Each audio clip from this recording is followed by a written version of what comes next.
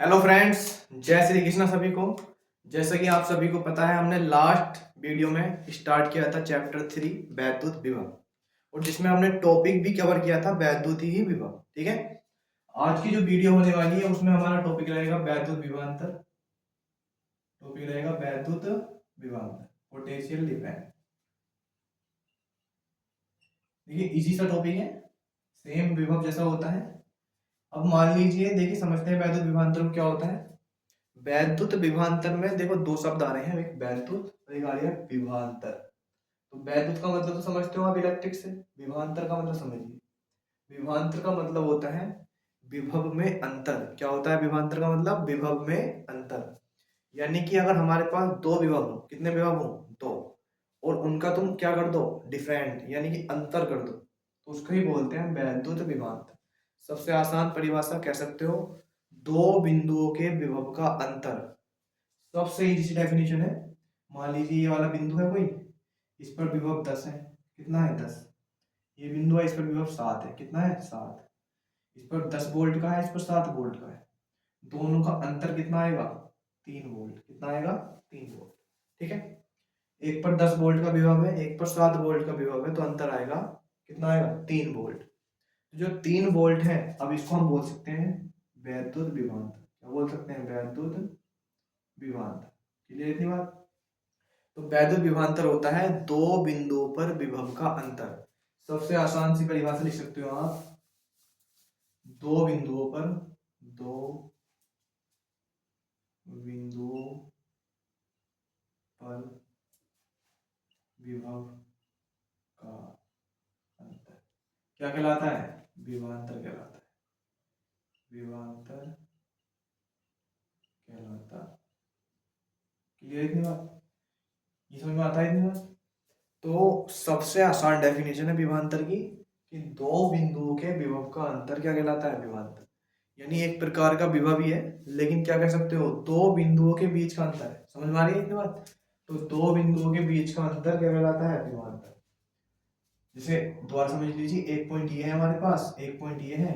एक पर विभव 15 वोल्ट है, एक पर विभव 10 वोल्ट है, तो दोनों का अंतर कितना आएगा? 5 वोल्ट।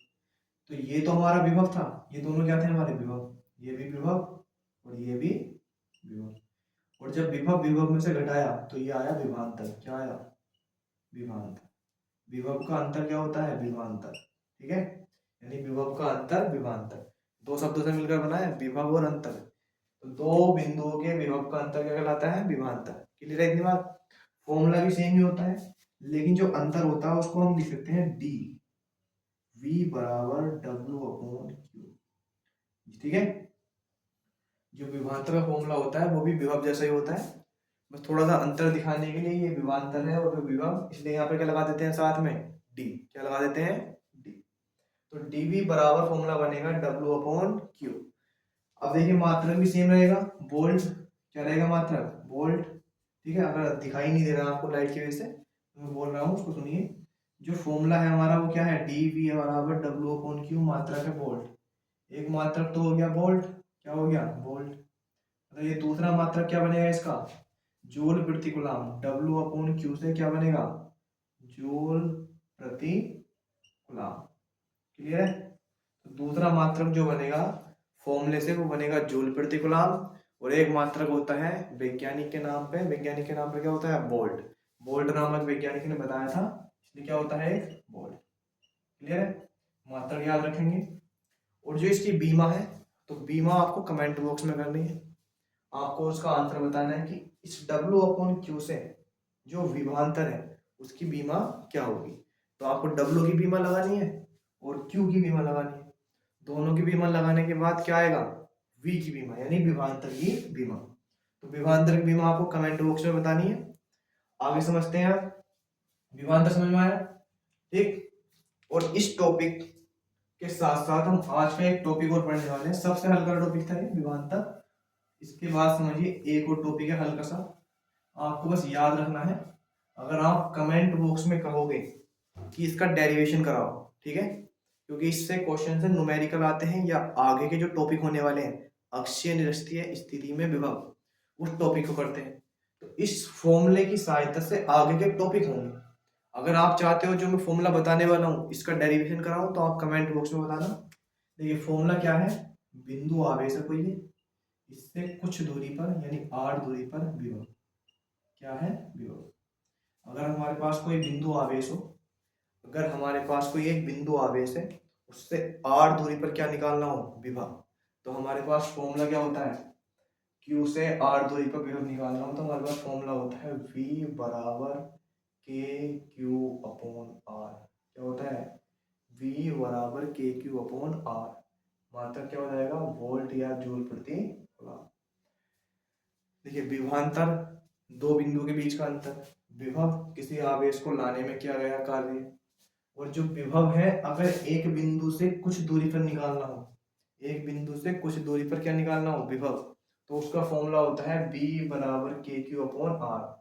इसका डेरिवेशन भी हो सकता है, आपको अगर डेरिवेशन चाहिए तो आप कमेंट बॉक्स में बताना, मैं उसकी वीडियो बनाकर आपको प्रोवाइड कराऊंगा। लेकिन इसका डेरिवेशन इतना इंपॉर्टेंट नहीं है जितना कि ये फॉर्मूला है। इस फॉर्मूले का आगे यूज करेंगे हम अक्षीय स्थिति में और निरक्षीय स्थिति में विभव, निरक्षीय स्थिति में विभव निकालने के लिए, ठीक है। तो इस फॉर्मूले को इंपॉर्टेंट रूप से आपको याद करना है, v बराबर W अपॉन क्यू, ठीक है, v बराबर K Q upon R, W upon Q नहीं, के क्यू अपॉन आर। ये क्या है, बिंदु आवेश से कुछ दूरी पर विभव।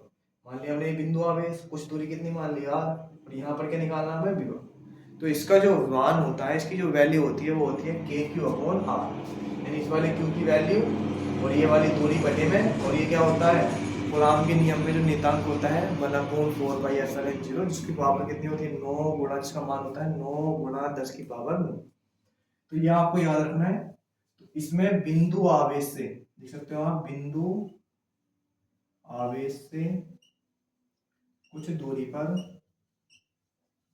विभव कितना बढ़ाया, v बराबर के क्यू अपॉन आर, ठीक है, v बराबर K Q upon are. Clear इतनी बात, v बराबर के क्यू अपॉन आर। तो ये फॉर्मूला होता है बिंदु आवेश से। इस फॉर्मूले की सहायता से निरक्षीय स्थिति में और अक्षीय स्थिति में क्या पढ़ेंगे हम, वैद्युत विभव, ठीक है। फिर से बोल रहा हूँ मैं आपको, अगर इसका डेरिवेशन चाहिए तो कमेंट बॉक्स में बताऊंगा, मैं उसका डेरिवेशन भी कराऊंगा। हालांकि इंपॉर्टेंट नहीं है, इंपॉर्टेंट ये है कि आपको ये फॉर्मूला याद होना चाहिए कि अगर कोई एक बिंदु आवेश है तो उससे कुछ दूरी पर विभव निकालना हो तो वो कितना होता है, ठीक है। तो इसमें हमने आज के दो टॉपिक जाने हैं कि विभवांतर क्या होता है, एक जाना है हमें विभवांतर और एक जाना है बिंदु आवेश से कुछ दूरी पर विभव। तो दोनों आपको पता होना चाहिए।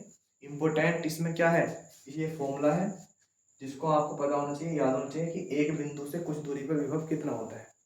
इसकी सहायता से हम अक्षय निरक्षीय वाले टॉपिक करेंगे। अक्षय निरक्षीय वाले टॉपिक नेक्स्ट वीडियो में होंगे, इसके लिए आपको बने रहना है, ठीक है। वीडियो को लाइक करना है और अगर आपको अच्छा लगता है तो आप चैनल को सब्सक्राइब कीजिए, ठीक है, नहीं तो आप आगे बढ़ सकते हैं। सब्सक्राइब करने के लिए मैं नहीं बोलूँगा, आपको अगर अच्छा लगेगा तो आप खुद ही कर लोगे सब्सक्राइब, ठीक है।